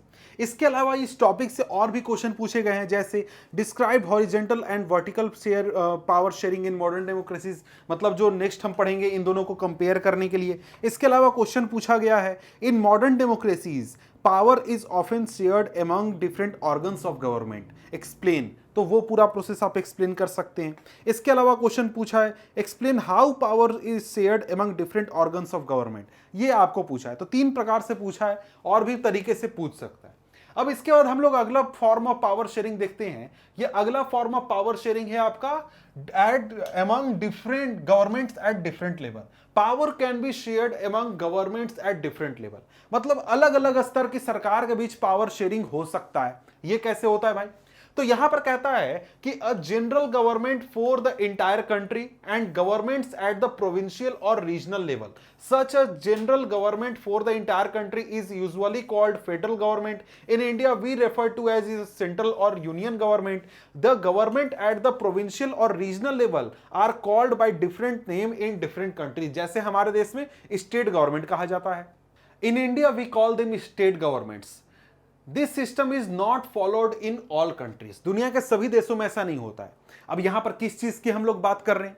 यहां पर हम लोग बात कर रहे हैं vertical form of power sharing. यहां पर अलग अलग लेवल की गवर्नमेंट के बीच में पावर शेयर किया जाता है। इसका क्या मतलब हुआ? इसका मतलब यह हुआ कि देखिए एक देश है, उस देश के अंदर अलग अलग स्तर की सरकारें होंगी जो कि अलग अलग तरीके से शासन करेंगी, लेकिन एक ही जनता के ऊपर रूल करेंगी। जैसे इंडिया की बात करें तो इंडिया के बारे में पता है कि आपको पूरे इंडिया के लिए एक सरकार है जिसकी राजधानी है दिल्ली में। न्यू दिल्ली जो है वो किसकी राजधानी है? सेंट्रल गवर्नमेंट की राजधानी है, जो कि पूरे देश का कामकाज देखती है। देश की सिक्योरिटी हो गया, देश की इकोनॉमी हो गई, देश की पॉलिटिक्स हो गई, देश का इंटरनेशनल रिलेशन हो गया, ये सारे काम कौन देखता है? सेंट्रल गवर्नमेंट देखती है, जो कि पूरे देश का काम देखती है। इसके बाद आपको पता है कि देश में कई सारे स्टेट्स हैं, रीजन्स हैं, जैसे यूपी है, बिहार है, झारखंड है, मध्य प्रदेश है, कर्नाटक, आंध्र प्रदेश, तमिलनाडु, ये सारे आपको स्टेट्स हैं जो कि अपने इलाके में रूल करते हैं। तो ये जो स्टेट है या फिर ये जो रीजन है, इसके लिए एक अलग गवर्नमेंट है जो कि क्या करती है? इस इलाके में रूल करती है, और इसको हम रीजनल गवर्नमेंट या फिर हमारे देश में स्टेट गवर्नमेंट कहते हैं। तो ये जो यहां पर राजस्थान की सरकार है, ये तो स्टेट गवर्नमेंट है और पूरे इंडिया के लिए सेंट्रल गवर्नमेंट है। लेकिन यहां पर राजस्थान में एक छोटा सा शहर है, कोई मान लीजिए जयपुर एक शहर है, तो जयपुर शहर में भी एक सरकार है जिसको कि हम लोग लोकल गवर्नमेंट कहते हैं या फिर म्युनिसिपल कॉरपोरेशन कहते हैं। समझ गए? तो यहां पर जो जयपुर में रहने वाला आदमी है उसकी एक लोकल सरकार भी है जो कि उसके शहर का कामकाज देखती है। उसके लिए एक स्टेट गवर्नमेंट भी है जो कि उसके लिए पुलिस संभालती है, एजुकेशन संभालती है और भी काम संभालती है, वो स्टेट गवर्नमेंट है। फिर एक नेशनल गवर्नमेंट है, सेंट्रल गवर्नमेंट, जो कि पूरे देश का सिक्योरिटी वगैरह इस प्रकार की चीजें देखती है। तो अलग अलग इलाके में जो अलग अलग जरूरत की चीजें, जैसे आपके मोहल्ले में नाली बनेगा या नहीं बनेगा, ये किसका काम है? सेंट्रल गवर्नमेंट का काम है क्या? जी नहीं, वो आपके जयपुर शहर का जो रीजनल गवर्नमेंट है, लोकल गवर्नमेंट है, उसका काम है। फिर वहीं पर जो आपका राज्य का पुलिस कैसे काम करेगी, तो राज्य में ट्रेड एंड कॉमर्स कैसे होगा, ये आपका रीजनल टॉपिक है, तो इसको आपका स्टेट गवर्नमेंट देखेगा। इसके बाद बात है कि देश किसके साथ युद्ध लड़ेगा, किस देश के साथ दोस्ती रखेगा, ये आपका शहर थोड़ा ही ना तय करेगा, ना ही आपका राज्य तय करेगा। ये काम है पूरे देश की सरकार का, यानी यूनियन गवर्नमेंट का। मतलब ये vertical form of power sharing है जिसमें कि एक ही जनता के ऊपर कई सारे सरकारें शासन करती हैं, central government, state government, local government. और यहां पर जो आम आदमी है वो तीनों को टैक्स भी देता है और तीनों उस आम आदमी के ऊपर शासन करती है। जैसे मैं जहां रहता हूं यहां पर एक लोकल गवर्नमेंट है, लोकल एक म्युनिसिपल कॉरपोरेशन है, गांवों में आपको पंचायत होती है, शहरों में म्युनिसिपल कॉरपोरेशन या फिर म्युनिसिपल काउंसिल होता है। ठीक है, तो शहरों में जो है वहां पर, मैं शहर में रहता हूं तो यहां पर एक क्या है? म्युनिसिपैलिटी है। इसके बाद आपका स्टेट गवर्नमेंट है, फिर सेंट्रल गवर्नमेंट है। मैं तीनों को टैक्स देता हूं और तीनों सरकारें मुझ पर कानून लागू करती हैं। लोकल सरकार का भी कुछ कानून है, स्टेट गवर्नमेंट का भी कुछ कानून है और सेंट्रल गवर्नमेंट का भी कुछ कानून है। तो इस प्रकार से पावर का डिस्ट्रीब्यूशन होता है vertical form of power sharing में। अब इसके बाद यहां पर आगे बढ़ें तो आगे यहां पर कहता है कि there are many countries where there are no provincial or state government. कई सारी दुनिया में ऐसी देश हैं जहां पर प्रोविंशियल और स्टेट गवर्नमेंट नहीं है। जैसे उदाहरण के लिए अगर हम लोग बात करें तो चाइना उदाहरण है, या फिर आप अगर साउथ कोरिया का उदाहरण ले लें, और भी कई सारे उदाहरण आपको मिल जाएंगे। अब यहां पर कहता है कि but in those countries like ours where there are different levels of government, the constitution clearly lays down the powers of different levels of government. This is what they did in Belgium but was refused in Sri Lanka. अब यहां पर कहता है कि जिस देश में भी इस प्रकार के सिस्टम को फॉलो किया जाता है, vertical form of power sharing, जिसको कि federal form of power sharing भी कहते हैं या फिर फेडरलिज्म भी कहते हैं, इस प्रकार के सिस्टम में जो कॉन्स्टिट्यूशन होता है उसमें क्लियरली लिखा हुआ होता है कि सेंट्रल गवर्नमेंट के पास क्या पावर है, स्टेट गवर्नमेंट के पास क्या पावर है, इस लोकल गवर्नमेंट के पास क्या पावर है, सेंट्रल गवर्नमेंट को कहां से पैसा मिलेगा, लोकल गवर्नमेंट को कहां से मिलेगा और स्टेट गवर्नमेंट को कहां से मिलेगा। This is called federal division of power. The same principle can be extended to levels of government lower than the state government, such as the municipality and panchayat. Let us call division of power involving higher and lower level of government vertical division of power. We shall study these at some length in next chapter. अगले chapter है आपका federalism, वहां पर अच्छे से पढ़ेंगे। अब यहां पर एक चीज मैं थोड़ा सा एक्स्ट्रा बोल गया, वो है कि चाइना में आपका फेडरलिज्म नहीं है। अब देखिए, चाइना में आपको स्टेट गवर्नमेंट हैं, म्युनिसिपैलिटी हैं, लेकिन वहां पर हम लोग फेडरलिज्म नहीं कहते हैं कि वहां पर फेडरलिज्म है। क्यों नहीं कहते हैं, ये अगले चैप्टर में अच्छे से एक्सप्लेन करूंगा कि भाई चाइना में vertical form of power sharing नहीं है, ऐसा हम क्यों कह रहे हैं, जबकि वहां पर स्टेट गवर्नमेंट भी है, म्युनिसिपैलिटी भी है, उसके बावजूद हम कहते हैं कि भाई चाइना में फेडरलिज्म नहीं है। तो ये चीज अगले चैप्टर में अच्छे से आपको एक्सप्लेन किया जाएगा, ठीक है। तो ये आपका हो गया second form of power sharing, vertical form of power sharing, जिसमें एक ही देश में कई सारे सरकारें होती हैं, कई लेवल पे, जो कि अलग अलग उनका क्षेत्र होता है, अलग अलग लोगों पर वो रूल करते हैं। अब इसके बाद आगे आता है हमारा third form of power sharing, वो है power may be also shared among different social groups such as religious and linguistic groups. Community government in Belgium is also is a good example of this arrangement. यहां पर जो power है वो अलग अलग communities के बीच में भी बांटी जा सकती है, यानी अलग अलग कम्युनिटीज के पास अपना अपना पावर है। जैसे बेल्जियम में जो कम्युनिटी गवर्नमेंट था वो क्या था, एक प्रकार का एग्जाम्पल था power among different social group. अलग अलग सोशल ग्रुप का अपना अपना पावर है, अपने अपने काम वो खुद से देखेंगे, कोई उनमें छेड़छाड़ नहीं करेगा। In some countries, there are constitutional and legal arrangements whereby socially weaker section and women are represented in the legislature and administration. Last year, we studied the system of reserved constituencies in assemblies and the parliament of our country. This type of arrangement is meant to give space in the government and administration to diverse social groups who otherwise would feel alienated from the government. अब यहां पर पिछले साल आपने पढ़ा था concept reservation का, मतलब जो रिजर्व कॉन्स्टिट्यूएंसीज होती हैं या फिर जो रिजर्वेशन होता है, ये क्या है, ये यही चीज है, पावर डिस्ट्रीब्यूशन ऑफ पावर एवं डिफरेंट सोशल ग्रुप। हमारे देश में जो सोशल ग्रुप एक प्रकार से बैकवर्ड हैं, जिनके पास पावर नहीं है, जिनके साथ भेदभाव होने के चांसेस हैं, उनको पॉलिटिकल पावर में रिप्रेजेंटेशन देने के लिए, पॉलिटिकल पावर में इक्वालिटी देने के लिए रिजर्वेशन का कंसेप्ट है, ताकि उनका रिप्रेजेंटेशन पार्लियामेंट में हो सके, असेंबली में हो सके और जगहों पर हो सके, ताकि उनके हाथ में भी पावर आ सके। तो ये क्या है, ये एक प्रकार का उदाहरण है किस चीज का, power among different social group, distribution of power among different social group का हमारे इंडिया का उदाहरण है, अच्छा उदाहरण है, ठीक है। This method is used to give minority community a fair share in power. In unit second we shall look at various ways of accommodating social diversities. आगे हम लोग पढ़ेंगे सोशल डाइवर्सिटीज के बारे में चैप्टर नंबर 4 में, सॉरी चैप्टर नंबर 3 में, ठीक है। अब इसके बाद यहां पर आगे है power sharing arrangements can also be seen in a way political parties, pressure group and movement.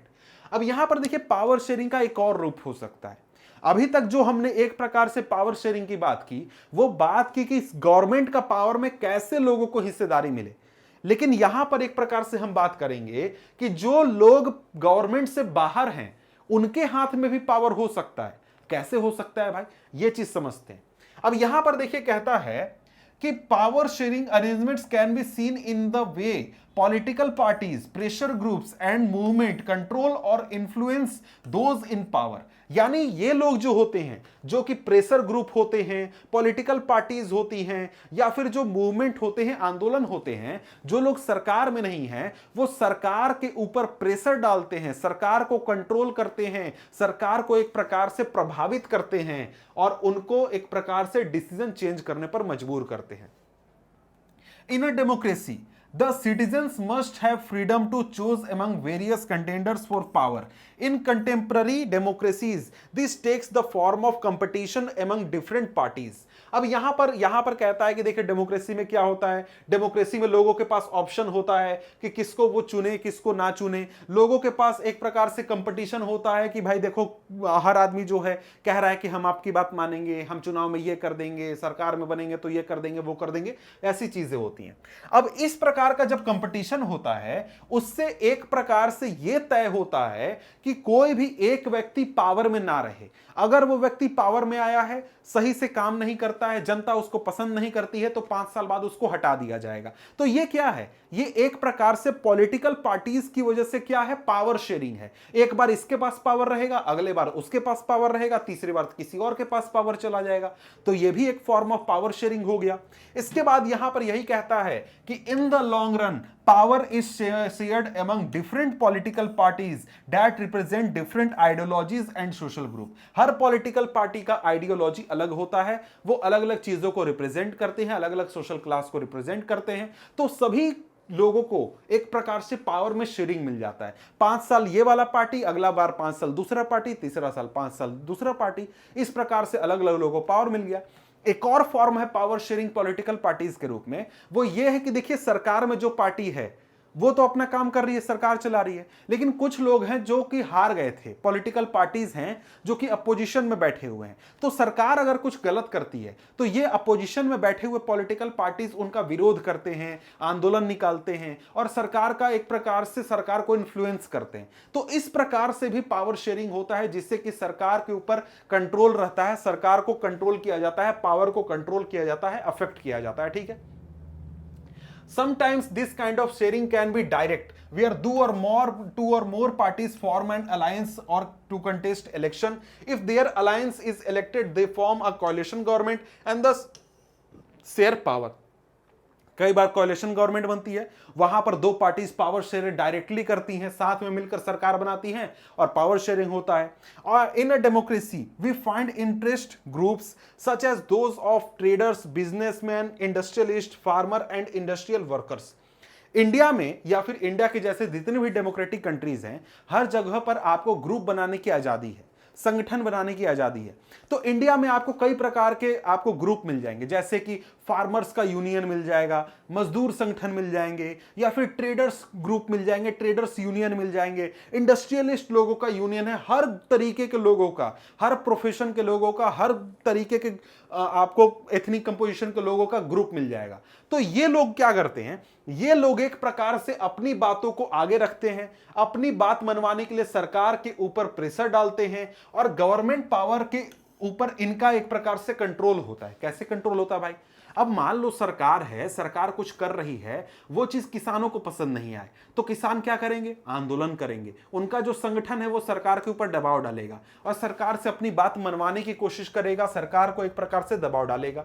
अब यहां पर कई बार क्या होता है कि जो गवर्नमेंट की कमेटी बनाई जाती है अलग अलग डिसीजन लेने के लिए, वहां पर ये किसान जाकर बैठते हैं, इनके रिप्रेजेंटेटिव जाकर बैठते हैं, वो एक प्रकार से डिसीजन मेकिंग को इन्फ्लुएंस करते हैं, या फिर कई बार आंदोलन करके भी ये लोग इन्फ्लुएंस करते हैं। जैसे कि यहां पर कुछ दिनों पहले आपने देखा होगा कि किसानों का आंदोलन चल रहा था, तो वो लोग क्या कर रहे थे, वो एक प्रकार से पावर शेयरिंग को एंजॉय कर रहे थे कि भाई देखो हम सरकार में नहीं है लेकिन फिर भी सरकार को प्रभावित कर सकते हैं, सरकार के डिसीजंस को चेंज कर सकते हैं, क्योंकि हमारे पास एक प्रकार का पावर है। हमारे पास पावर क्या है, हम लोग सरकार में रहते हुए, सरकार में ना रहते हुए भी सरकार को प्रभावित कर सकते हैं, सरकार के डिसीजन मेकिंग को प्रभावित कर सकते हैं।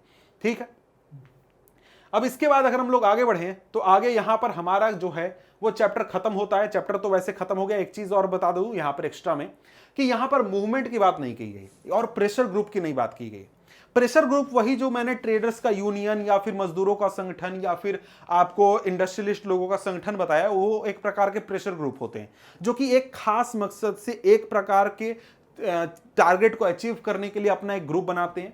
ठीक है, अब यहां पर देखिए कई सारे मूवमेंट चलते हैं। जैसे मूवमेंट आपका क्या हो गया, अन्ना हजारे आंदोलन जो चला था वो एक प्रकार का मूवमेंट था। वो आपको ऐसा नहीं है कि लाइफ टाइम ग्रुप नहीं था, वो एक मकसद के लिए एक खास स्पेसिफिक टारगेट को अचीव करने के लिए बनाया गया था। क्या था, उस समय लोग चाहते थे कि भाई लोकपाल बने। लोकपाल क्यों बने, ताकि हमारे देश में करप्शन को खत्म किया जा सके। उसके लिए लोकपाल बनाने के लिए आंदोलन उठा था।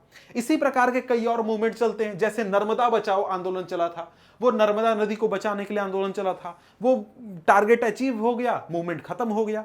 तो इस प्रकार से मूवमेंट चलाकर भी यहां पर कई बार सरकार को प्रभावित किया जाता है, सरकार के डिसीजन को प्रभावित किया जाता है और इस प्रकार से भी पावर शेयरिंग होता है। तो यहां पर अगर हम लोग आगे बढ़ें तो यहां पर आगे हमारे सामने कुछ नहीं है, चैप्टर खत्म हो गया है। मिलते हैं हम आपसे अगले वीडियो में अगले चैप्टर के साथ। तब तक के लिए गुड बाय।